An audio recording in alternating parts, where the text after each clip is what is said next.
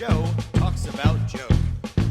And now, your host, Joe Slepsky. Hey everybody, and welcome back to Joe on Joe. It's me, your host, Joe Slepsky, and we are back to talk more G.I. Joe. Today is another Joe on Joe Illustrated, and it is G.I. Joe number 138. We are closing in ever so quickly on G.I. Joe 155 as the main series hurdles towards G.I. Joe 300.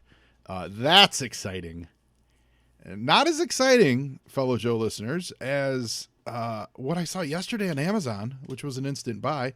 They make star cases for your carded action figures.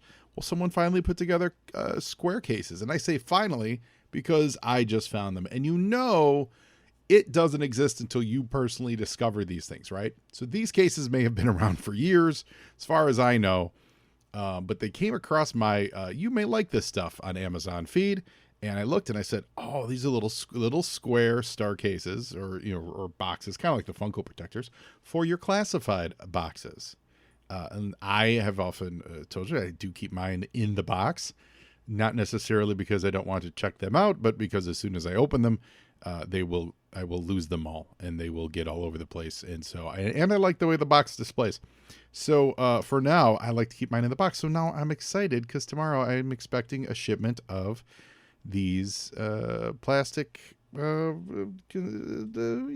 plastic containers / protective cases. Actually, let me call up the order so that in case you're listening and you're like, Joe, what were those called? You don't have to actually hit me up for it. Although I'd love for you to hit me up for it. Please do. But it's on Amazon and it is called, what's the name here? Hold on.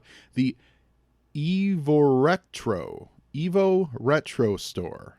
Evo Retro. That's the store. And they're just calling them action figure display case compatible for G.I. Joe Classified series. I guess it also works for like the Star Wars Black series or whatever the square box Star Wars ones are. But specifically, Evo Retro action figure display case. So yeah, there you go. I was really excited for that. What else? I'll tell you what else is we're getting closer to a cool event, and I want everyone to do me a favor and help it grow and help it follow. Please, when you're on social media, going to Joe on Joe Pod at Joe on Joe Pod on Facebook, Twitter, and Instagram, giving me a follow and a like, and just generally saying hello. Send me an email to joeandjoepod@gmail.com. You can certainly check out our Patreon, patreon.com/joeandjoepod, and see how you can help. Welcome, Roderick. Thanks for joining this week. That's very exciting to see you there. The other thing I want to check out is go to www.fanconxr.com and please follow it on social, FanConXR. Check my tweets. I'll be retweeting it and stuff. But it is an upcoming comic convention that is happening in virtual reality. So a completely VR comic convention built from the ground up. There's going to be a VR store you can browse through. There's going to be different rooms with different themes and things like that, sci-fi, etc., so on and so forth. If you have a VR set, it should be pretty immersive and super cool. If you don't have a VR set, which I do not have a VR set, you can still join. You can download this on Steam. It's called the actual software that FanConXR is using is called Alt Space VR, and that is available on Steam. So I know a lot of you guys are Steam players, PC gamers, and you have Steam. I downloaded it on Steam, Alt Space VR. But if you follow FanConXR, you'll see all the instructions and you'll see all the news and stuff like that. We're about to launch the event page itself, which will have the RSVP and the supportive times. But it's coming up on September 24th. So just in a couple Saturdays. But it's going to be cool. It's going to be real intimate. It's going to be neat. A lot of cool indie creators are going to be there. And I'll tell you what, there's going to be one creator there which I am a massive fan of. Garth Ennis is going to be joining us for a panel. I'm a huge Garth Ennis fan. If you love military comic books, which shockingly enough, it's a G.I. Joe podcast, I imagine some of you do. you need to read Garth Ennis books because almost half of his projects are somehow military related or bounce off that world. His collection of war stories are lovely and funny and, acerbic and all that stuff. Obviously, Preacher is wild. The Boys, crazy wild, the ultimate expression of his dislike for superheroes. But his war story stuff is great. And in fact, Hitman, which is actually my personal favorite Garth Ennis series, is it's got a lot of the military themes because Hitman and his buddy Nat the Hat, they served together at the time. I believe they would have served in the first Gulf War. So there's a lot of service involved in the way that Garth writes his stories. So absolutely check it out. Anything by Garth Ennis, but check out the FanCon XR that's coming up on September 24th. So follow it on social, all that good stuff, and you'll see as announcements come out of who's attending and things such as those. While you're on social, please go check out our great sponsor, the Movies and a Meal podcast. Listeners, I know what you need in your life. You need more podcasts. And you also love movies. So why not do a podcast that's about not one movie? It's about not two movies. It's about 3 movies and a meal. I'm talking the Movies and a Meal podcast. This show is great. It's brought to you by Keith, Brad, and Ben. And each week they bring a new movie to the table, which they all discuss as a group. And it's not, your highfalutin movies. It's What We Do in the Shadows, The Fantastic Four, Rise of the Silver Surfer, and Out of Sight. It's Bad Education, Ghost Rider, and A View to a Kill. It's X-Men Last Stand, Queen Sugar, The Mandalorian, and Major League 2. They are a lot of fun to listen to. You guys know Ben. It's our friend Ben Penseriga. He was a guest on Joe and Joe. In fact, Ben was the very first remote guest that I ever had on this podcast, so he's always got a special place in my heart. I'm really digging this. I just started listening to it last week. It is a lot of fun. They bring a guest in. The guest, I listened to their Heathers episode. They were joined by Kelly, and she went in depth on her favorite movie, which was Heathers, and it made me want to go watch Heathers to watch with them. I really dig it. So guys, find them out there at Movies and a Meal, Twitter, Instagram. Their website is moviesandameal.podbean.com. They put out 1 episode a week. Give them a listen, guys. Support them. Let them know Joe on Joe sent you. I don't think you're going to be disappointed. It is quite entertaining. And now back to the show. And I got to tell you, if the Movies and a Meal podcast isn't talking about 3,000 Years of Longing this week, then I would be flabbergasted because that is absolutely, I saw it last weekend. It is 100% recommend for everyone in the listening audience. It is wonderful. A lovely, lovely, enchanting film that is absolutely, you can't take your eyes off the screen. George Miller directed it. George Miller, he of Fury Road fame and Mad Max and Road Warrior and Babe. George Miller directed the hell out of this movie, and Idris Elba and Tilda Swinton are fabulous together. They're just wonderful. And I really, really mean this. Highest recommendation. This year's been a really fabulous year for movies that feature huge, big names and really are real independent feel. And like an independent kind of movie. This would be one of them. I would say the Nicolas Cage unbearable weight of awesome, massive talent. The unbearable weight of massive talent is just an absolute fantastic movie. Total like B movie, but with huge names in it. And then Everything Everywhere All at Once. Those movies are they're all fantasy, kind of weird, trippy sci-fi, but they've got some of the biggest names in Hollywood today. And so it's really, really, really a good year for that. So which really segues us to You were saying our segment where we look at other products of entertainment that were on the stands or in the movie theater the same month as our book, which is G.I. Joe 138. So G.I. Joe 138, it's got a cover date of July. It was actually July 93. It was actually on the stands in the month of May of 1993.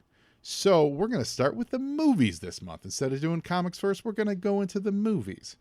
And we've got an underrated not talked about enough, delightful movie called Dave, directed by Ivan Reitman, where Kevin Kline it turns out Kevin Kline's an exact duplicate of the then president of the United States. And I believe the president has a stroke or some kind of medical emergency, crippling emergency.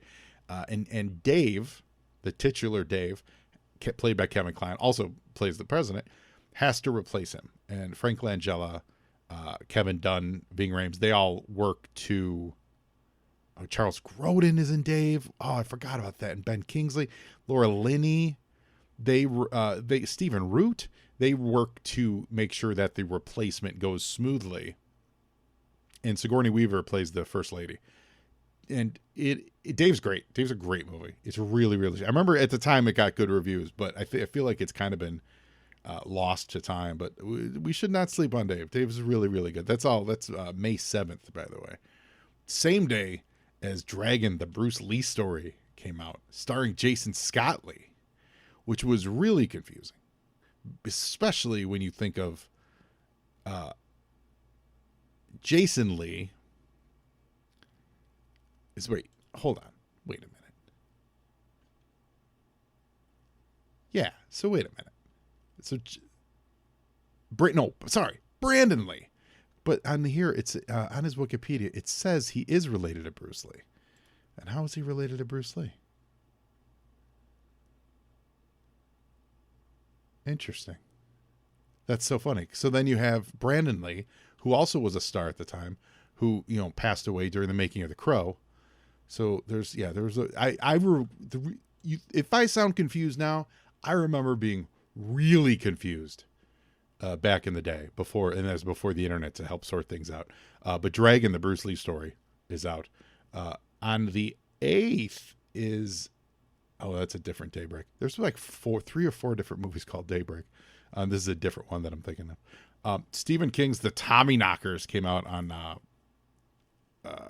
the 9th, and this was actually on ABC.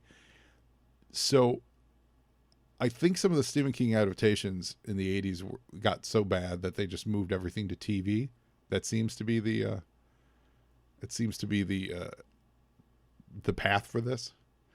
On May 14th, Mario Van Peebles directs and stars in The Posse with Cy Richardson himself, Stephen Baldwin, Billy Zane, Tone Loc. Tone Loc was in Posse. Tiny Lister, Big Daddy Kane, Reggie Bell Johnson, Isaac Hayes. Oh, this is great. Oh, Blair Underwood. Oh man, I didn't realize Tone Loc was in Posse. That's awesome. That's been a long time since I revisited that. On May 21st, Hot Shots Part 2 is in the theaters. I was working at a movie theater at the time, and I saw this movie a lot. I did not enjoy it that much. It's probably better than I give it credit for, but I remember seeing it a lot when it was in the theater, and I don't think I liked it all that much. Menace to Society on May 26th. That's a pretty good movie by the Hughes brothers. Sam Jackson's in it. Jada Pinkett. Before the Slap. Lorenz Tate. Tyrone Turner. Pooh Man. Two shorts in this. Oh, that's funny. 2 shorts in it. Bill Duke. Charles S. Dutton. And on the 28th of May, Cliffhanger with Stallone and John Lithgow, Michael Rooker, Janine Turner. I actually did watch this relatively recently, sometime in the last year. It's silly. It is. It's wild, but it's definitely one of those cookie cutter action movies. But set it on a mountain, and it's fun. But it's it's not. It's Cliffhanger. And here we go. The only movie to talk about, May 20th. So May 28th, you're sitting at home, you're reading G.I. Joe 138. You're still dealing with the fallout of the Ninja Force, with Scarlett defecting to the G.I. Joe team, and your mom says, "Why the long face? You look sad." About is it because the way your G.I. Joe comics going with Scarlett and all that? And you look at her and you say, "No, Mom, It's because I just watched Super Mario Brothers in the theaters on May 28th, and boy, is it terrible. Legendarily bad / good. So bad it's good. Super Mario Brothers is in the theaters on May 28th, 1993. Yeah, this movie is Gianni Russo. What? So Gianni Russo's in Super Mario Brothers. Gianni Russo, he of Godfather, who played Connie's husband, who got the crap beat out of him by Sonny, who then sold Sonny out to get shot on the causeway. He played Scapelli in Super Mario Brothers. Gianni Russo showing up in Super Mario Brothers. Doesn't help the movie, but that's an interesting little bit of trivia. Fascinating. So, Chris Pratt is playing legendary Italian Mario. Now, the thing about that is, when the news of Chris Pratt playing him in the new reboot, obviously the world kind of went, huh?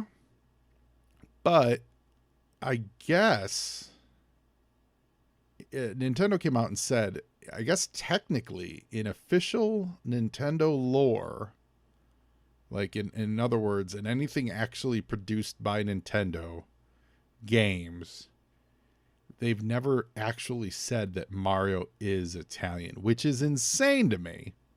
Because certainly this movie says he's Italian, and he, they lean into it. But I guess in none of the games they actually do.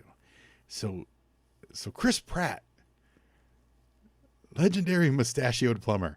Wait for it. We'll see how that turns out.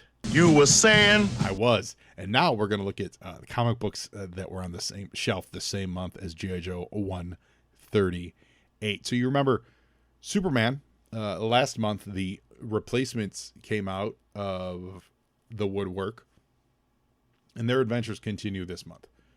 You've got the Eradicator fighting Guy Gardner on the cover of 688, Action Comics 688, rather. And, pardon me. In Action 689, there's a little bit of a tease of someone in a Kryptonian floating chamber watching over video screens of the other replacement superheroes. So it's like, is that Superman? Is that the Eradicator? Like, who could it be? It's a bit of a tease. Adventures of Superman 502, we get Superboy meeting Supergirl, which was a great team up. And then when you go down to Superman, scroll a little bit here. One of the coolest covers, legit cool cover that is absolutely held up. You've seen it, is the torn up American flag billowing around the body of the cyborg Superman. And the tears of the flag kind of merge / run parallel with the cyborgness of Superman. It's a really wonderful cover by Dan Jurgens. Just absolutely, really a great cover. And then in Steel, Superboy shows up again. Superman Man of Steel, number 23, where Steel and Superboy are going at it. And Steel's he's rearing back like a baseball bat, about to hit Superboy with his mallet. I do like those. I like that run is a whole lot of fun. And in Batman, this is the big month. This is it. Batman 497. Bane breaks Batman's back. In 496, Batman had gone up against, looks like the Ventriloquist, which is one of the all-time great modern villains. All-time great villains of Batman, but absolutely the top 3 modern villain creations for Batman. 664, he's fighting Bane. It's the lead up to 497. 663, I believe it's Ratcatcher. I'm talking about Detective Comics. And then, Batman 497. This is the big one. It had a black... not gatefold, but like what do you call, like a overlay, it covered half the page, and it was like the breaking of the bat, and so it was kind of a protective cover, kind of just a special cover for it.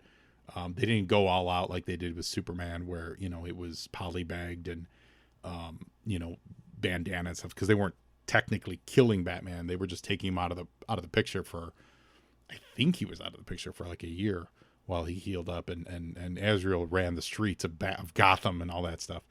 Speaking of Batman, we just celebrated the 30th anniversary of the debut of the Batman animated TV series, which, again, we've talked about this before. There's nothing better than the Batman animated cartoon, period, dot, stop, end of story. That cartoon is amazing. Apparently, we just hit the 30th anniversary of it. The comic book that adapted it is on issue number 10. So let's see. So this is September 22. So that would have been September of 1992 that cartoon debuted. And you remember, it was at night. I think it was a Friday night debut, if memory serves. Like, it was like they were trying to treat it like a prime time cartoon, like the Flintstones used to be.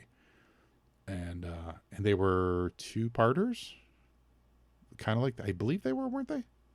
Yeah, something. Oh, no, I'm sorry. I'm getting that confused with Justice League. Justice League were 2-parters. But the Batman absolutely debuted in prime time. It was a big deal. I love that show. It's so good. Let's see here. Yeah, I think that's it for DC that we need to discuss. You were saying? Yeah, I was saying. And over at Marvel, 2099 Unlimited #1. Now, 2099 as a series has its ups and downs. It's got its defenders, and great characters, actually. Spider-Man 2099 is a really good character that's very glad to see has had a long shelf life. I've said before, the Ghost Rider 2099 series is actually pretty cool. It's like cyberpunk Ghost Rider, and it introduces some really neat concepts that were really ahead of its time. 2099 Unlimited introduced Hulk 2099, and it was not great. But what I liked about the Unlimited series, and I have all of these, is that it just expanded that universe.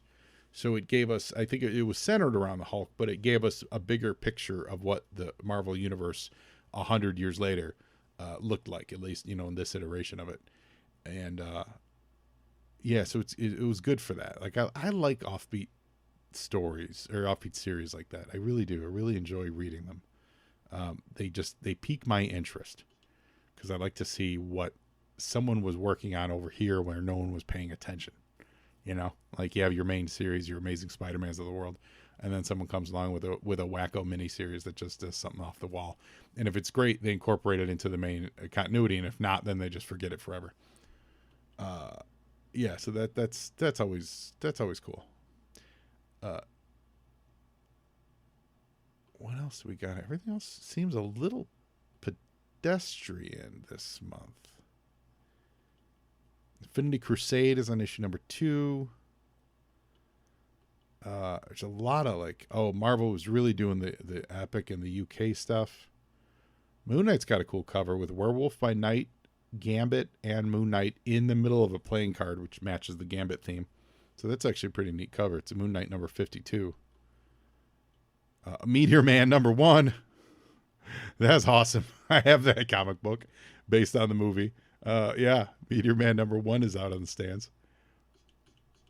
Of course, G.I. Joe 138. Let's see. Let's just confirm and see it. Yep, there it is. Boom, boom, boom. All right.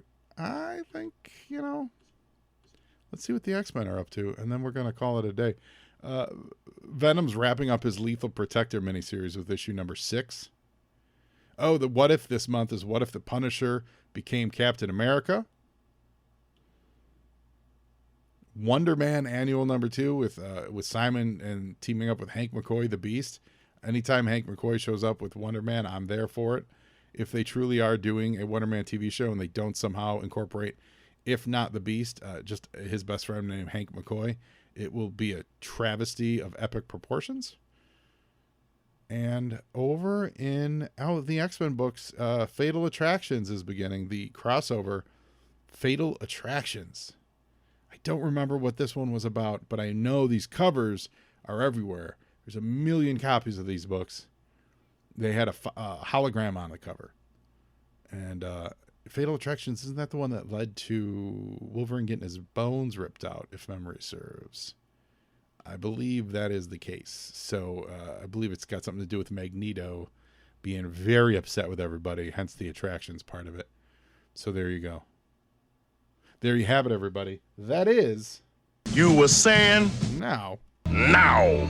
Mass is ready. Very fitting, Destro, to have you talking about this cover, because you are the star of this cover. You and the Baroness star in a cover that's pretty neat. I'm giving Andrew Wildman big points for this cover. It is a big points actually for his credit box, because he signs it Wildman as usual. And then there's another scrap of paper flying around, which he likes to draw scraps of paper flying around, interiors and on covers. But it says ADW. Is it Andrew Wildman's A or P? I'm not sure what his middle name is, but APW. So Andrew Wildman. After MCE, which is MC Escher, who the backdrop of this cover is emulating. So it's an MC Escher painting, which is what's happening on the inside of the book. And the interior is the Silent Castles folding and transforming most of the issues. So it's like an MC Escher painting come to life. And he credits him on this cover. It's got, which is cool. And it works. It works. You're still selling a book about G.I. Joe, so I get it. So I actually don't mean this this is not a slam. This is actually a fun cover for this. But I wish I could see more of the Escher is what I'm saying, because we have the G.I. Joe starring in Snake Eyes, big text, and the Ninja Force, quasi text, takes up the whole top third of the page. Destro and Baroness are really large in the bottom 2/3 of the page. Destro's like on the wall, kind of like Spider-Man actually, and Baroness they're both screaming, but Baroness is crawling on the floor. It's a little hard to make out this really cool MC Escher design that Wildman did behind it. So, especially because it looks like the vanishing point is, it's hard to tell with an Escher, but it looks like it's kind of going, the vanishing point is where behind the E and Snake would be for Snake Eyes. So that kind of, your eyes get drawn there, which is again, good for the cover. And that's what you want. So ultimately it's a successful cover in that regard, because it draws you in and it makes this optical illusion. I just want to see more of the illusion is what I'm saying. So I don't know. Does anyone have this fan art out there? Does anyone have this, the non-trade dress version of this art? That would be kind of neat. Yo, Joe! Unfoldings. Script by Larry Hama. Breakdowns by Andrew Wildman. Stephen Baskerville did the finishes. Rick Parker, letters.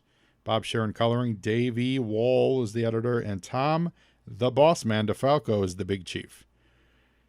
So you remember last time, Scarlett had to prove her worth to Cobra, and so she was told she had to assassinate Hawk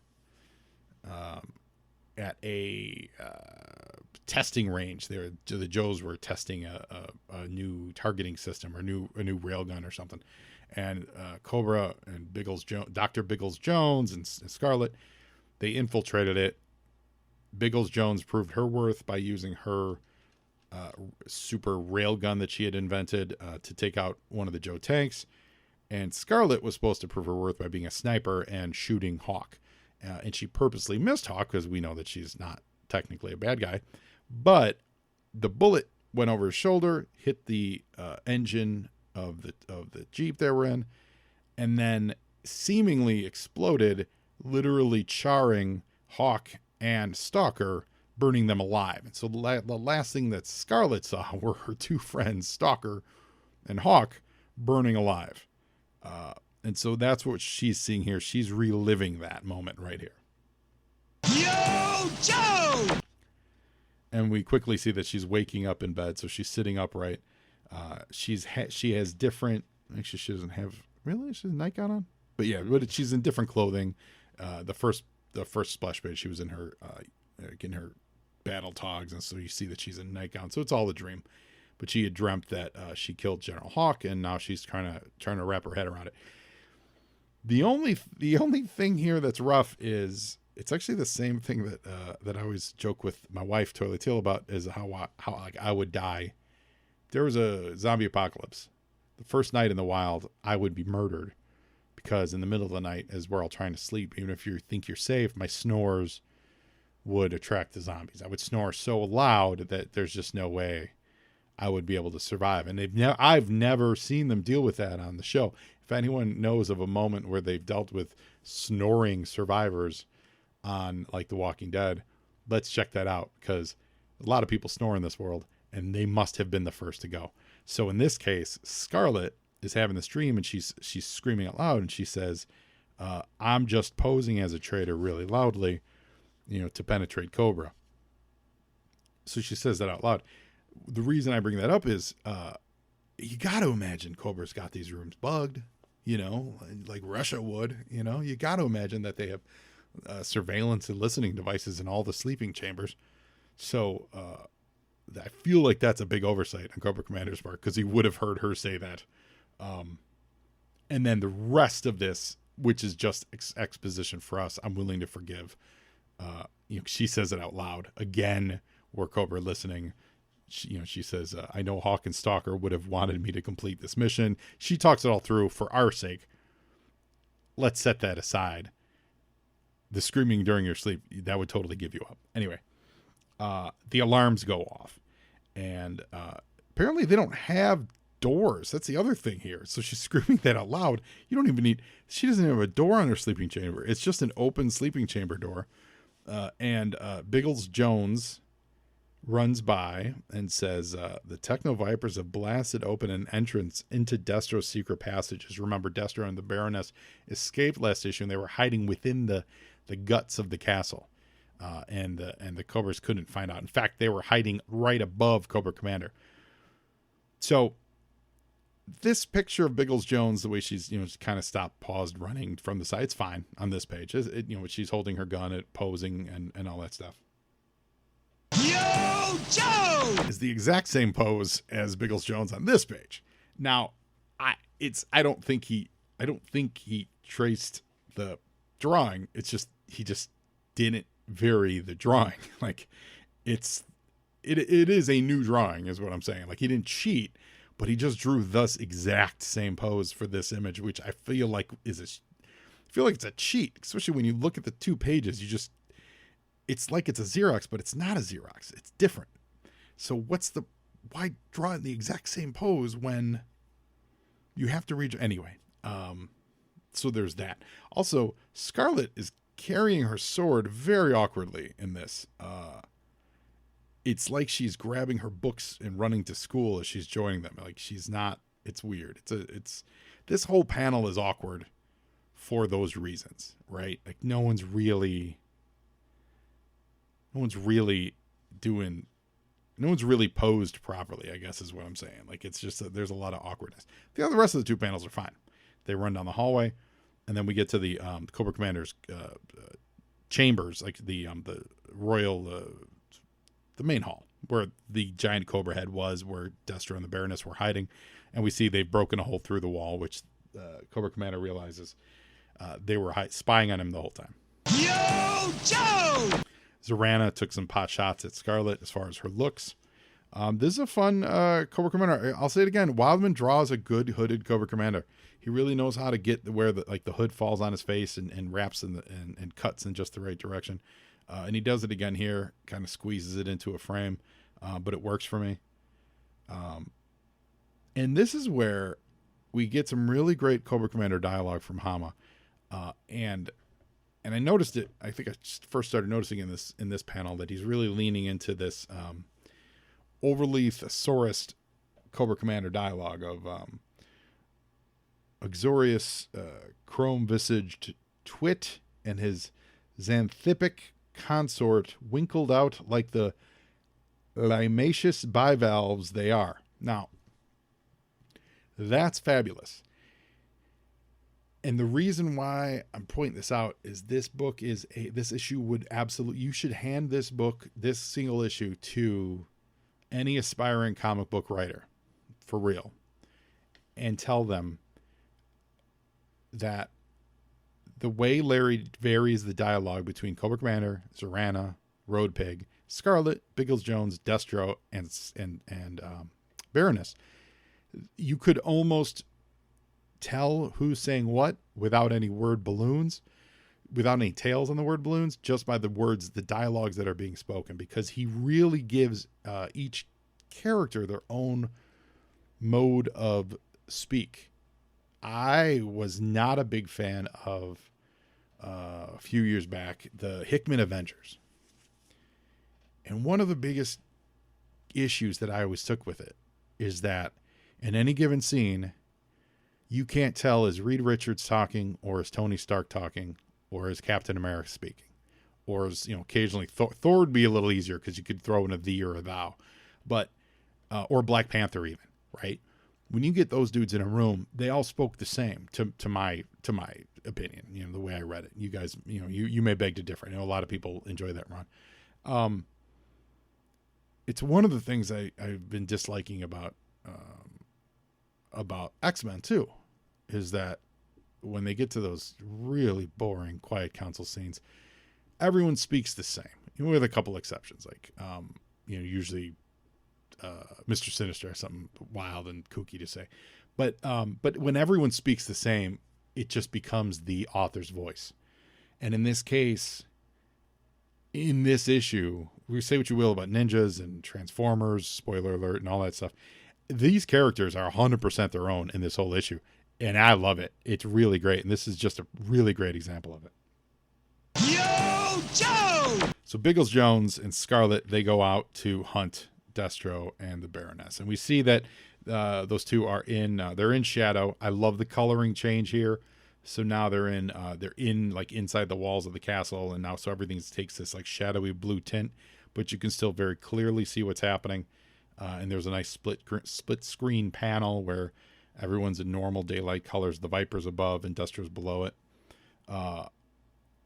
And Baroness can hear them talking on the other side, so they're kind of keeping up with that. Yo, Joe! It's a lot of like catching you up on where they are, what they're doing, and all that stuff. And so now we catch up to the Joe. So if you recall last issue, Snake Eyes and Storm Shadow just learned for the first time that Scarlett was in on a sting operation. They did not know that. You would think that you might tell Snake Eyes sooner than having him find out. What was it? It was like 2 weeks later or 2 days later. I forget if it was 2 days or 2 weeks. But it's been a little while since Scarlett left the team. And no one clued in Snake Eyes. A man not exactly known for his loose lips. No one thought to tell him, oh, you know how your girlfriend ran out on you? Yeah, don't worry about it. It's just a ploy. So they were pretty visibly upset, Storm Shadow and Snake Eyes were, and rightfully so. So now they're still upset with Hawk, but now Hawk is like, okay, we know the score. She's at Destro's castle. We need to go there, and they need to get Destro out. So they're not exactly going to exfiltrate Scarlett. They're going there to rescue Destro and the Baroness, who were helping them. Like Destro sent word that Scarlett was, planning the assassination and all that stuff. So they're trying to help Destro and the Baroness stay alive. So Snake Eyes and Storm Shadow are the two that volunteer for this mission. What I like about this scene is that it's kind of the first time that I can really actually recall where Hawk's a jerk, where Hawk really is more juggler than Hawk, right?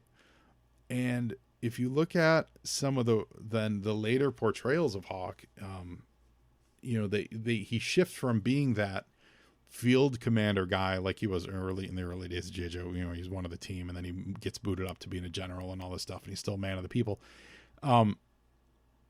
That shift to then him being kind of a behind the scenes, I'm going to do the dirty work, I'll make some moves, you may not like them, but I think it's best for America, etc., and so on. This is, to my recollection, kind of the first time that we see that, where the team actually bristles at Hawk instead of agreeing that what he's up to is the right thing. Yo, Joe!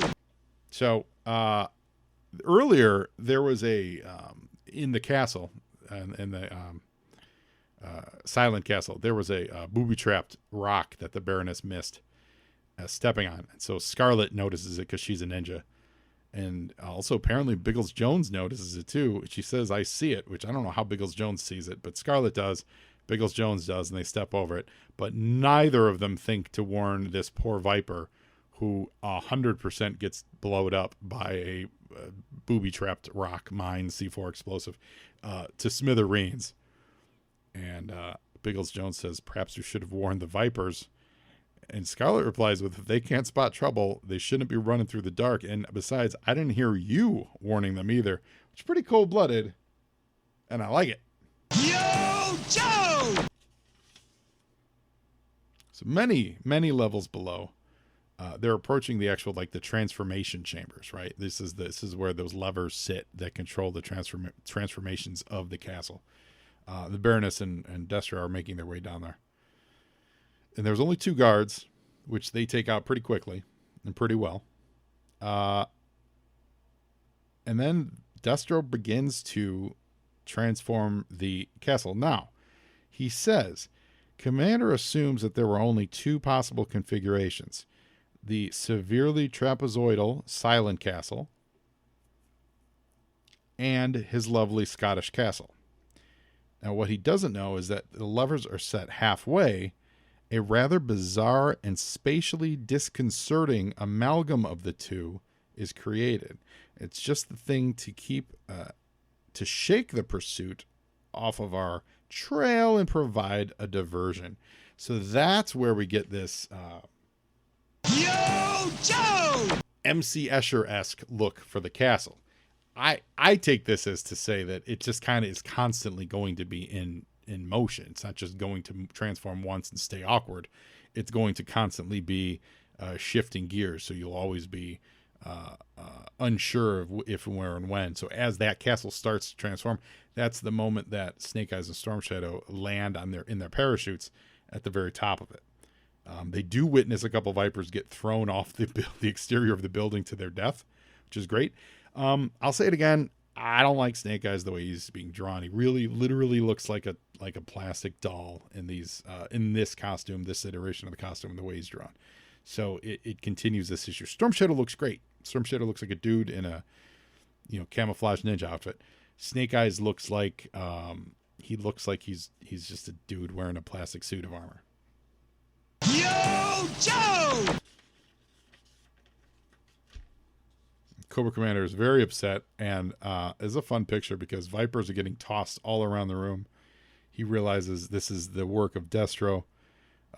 Scarlett and Biggles Jones can't figure out which way is up, which way is down, and that's when Destro and the Baroness make their move. They pop up out of the floor, which previously was just a floor, and they're shooting at Scarlett. Yo, Joe!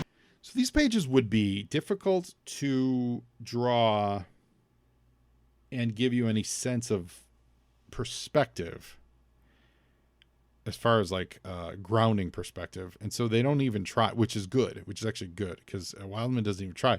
He, in each panel, if you look, he just draws a puzzle. Like there's just a series of confusing layers that what is up, what is down, what is the floor, what is the wall. It doesn't matter. You can kind of go, pun intended, wild with it. And I appreciate that.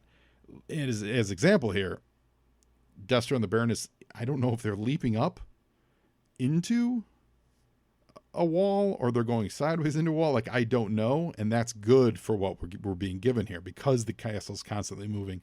It's allowing the Baroness and Destro to like jump in and jump out of the action, which is kind of neat. And then you get to this bottom, the 4th panel, the bottom corner left panel, where now the floor is shifted so much that people are falling. Biggles Jones is falling. I think she's caught by, it doesn't say how she's caught. Like if she rescues herself or not, or Scarlett helps her. Scarlett seems okay. She's a ninja.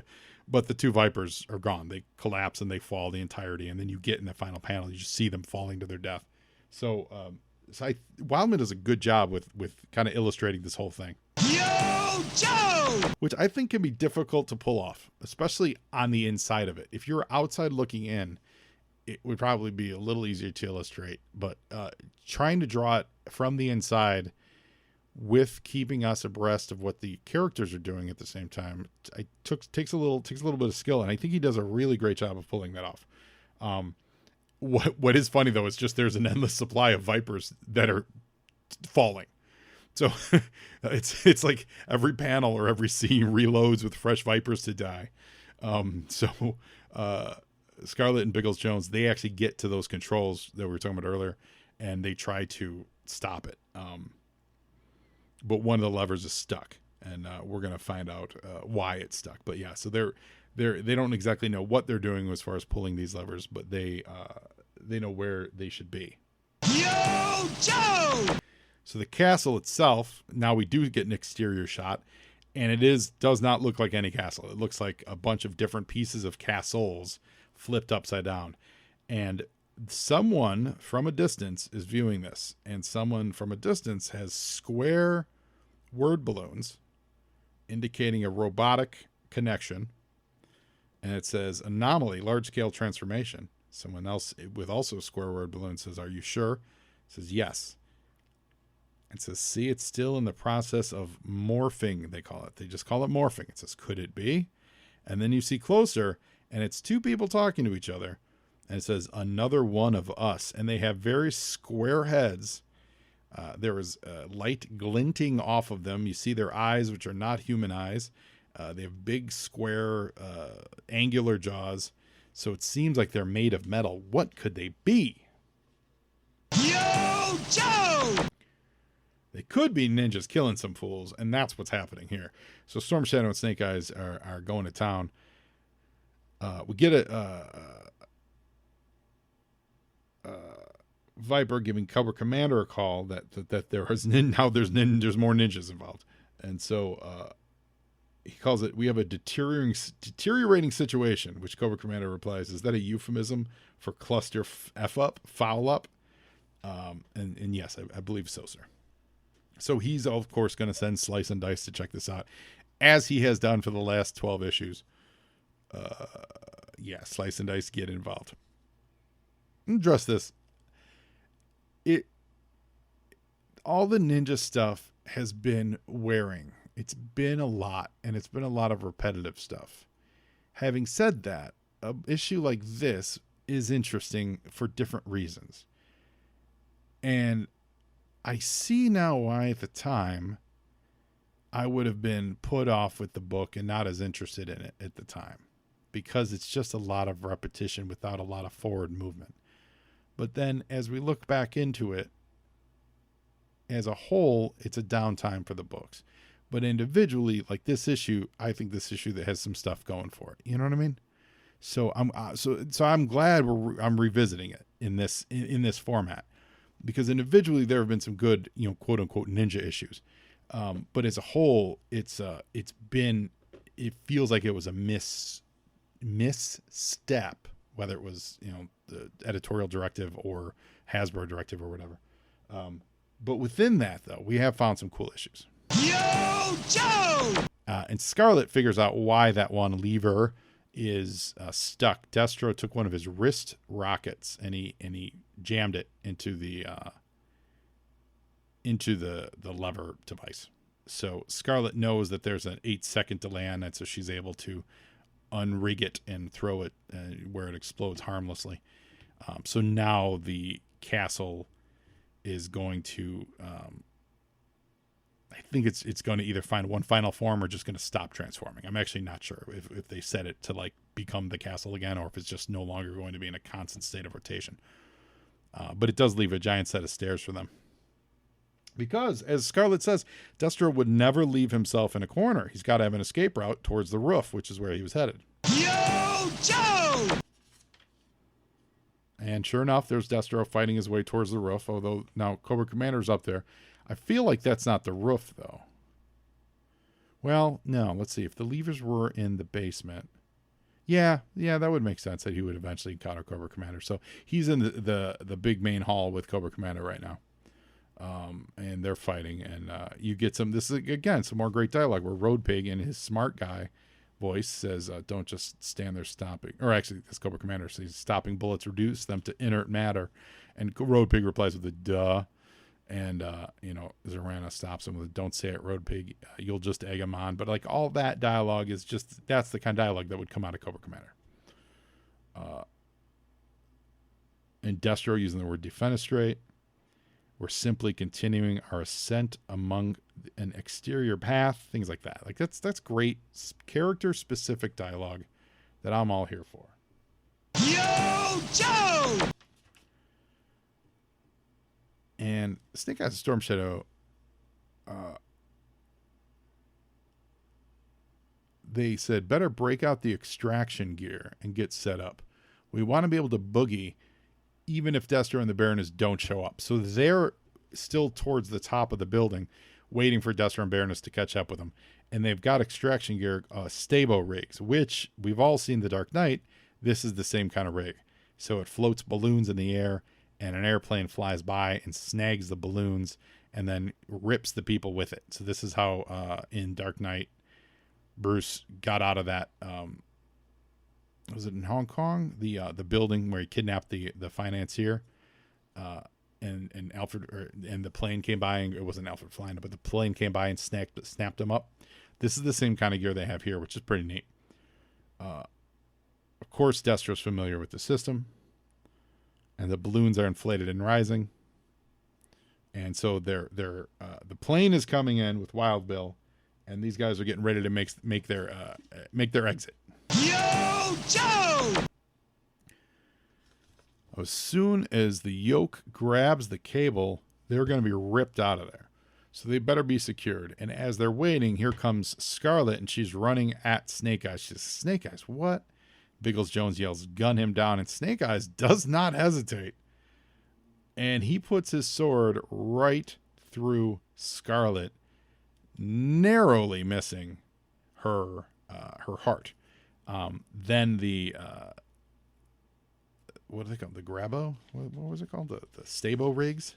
Stabo? Yeah, stabo rigs. Then grab the ninjas and take them off into the night sky. The drawing of them being grabbed into the night sky is a little awkward. They're supposed to be in the darkness and in shadow, and I get that. So they're kind of like blue outlines, but it actually looks like they're constellations in the night sky instead of being actually ripped away by the helicopter. So I would say that's a little, that one, as far as execution, it's a little harder to get. But I get that you want to dedicate a lot of the page space to Snake Eyes putting a sword through Scarlett, which he absolutely does. Yo, Joe! And Slice and Dice are like, is she dead? And Biggles Jones says, no, but the cut just missed her heart. There's no doubt that he meant to kill her. Do you still question her credentials, Slice?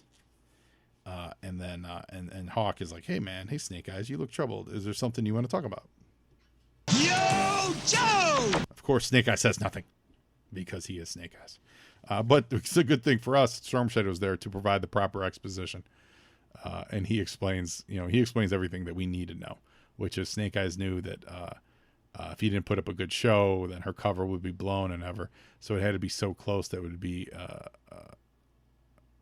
it would be very dangerous, but he had to stab her. And so he also knows, Storm Shadow says, Snake Eyes knows that Scarlett knows he would only miss on purpose. Therefore, him stabbing her in the chest is his way of saying he loves her, which when you get to the bottom of this page, she is crying, but happy because she knows that Snake Eyes still loves and trusts her. Yo, Joe! Which is wild, but kind of cool. I kind of like the logic that Larry sets up there, that he loves her so much he has no choice but to stab her. And so Cobra Commander catches up to everybody. There's still some suspicion here. Slice is like, Snake Eyes is a master swordsman, etc., and so on. But as they're talking, a huge shadow looms over them. They're on the roof of this, right? And Cobra Commander says, What's falling out of the sky? Here we go, kids.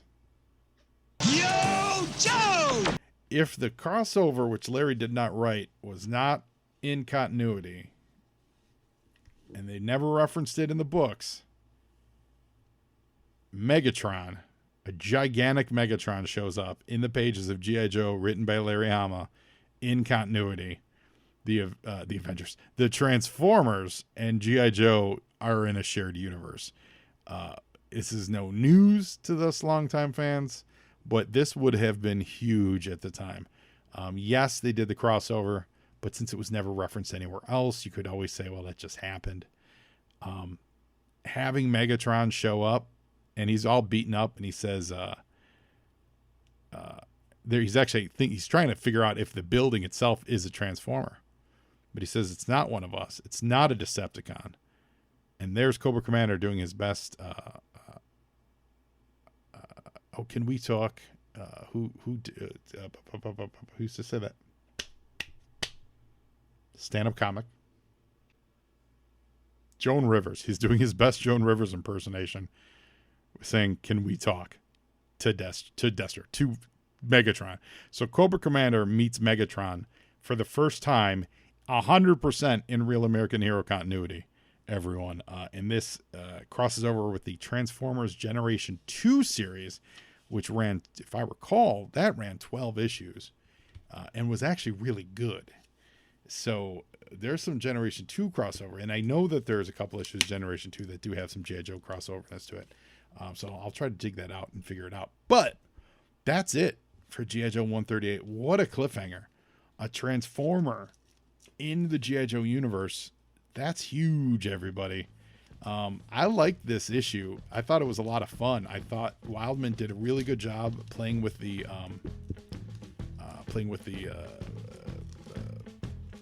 MC Escher of it all. And yes, revisiting Castle Destro and Destro being and all that stuff. Yes, we're revisiting it for the 4th time in the last 20 issues. That's not interesting to me. But I thought the execution here was really well done. So I hope you guys enjoyed it. I hope you agree with me. Or if you don't, let me know too. So that's it. And now you, Joe, and Joeing is half the battle.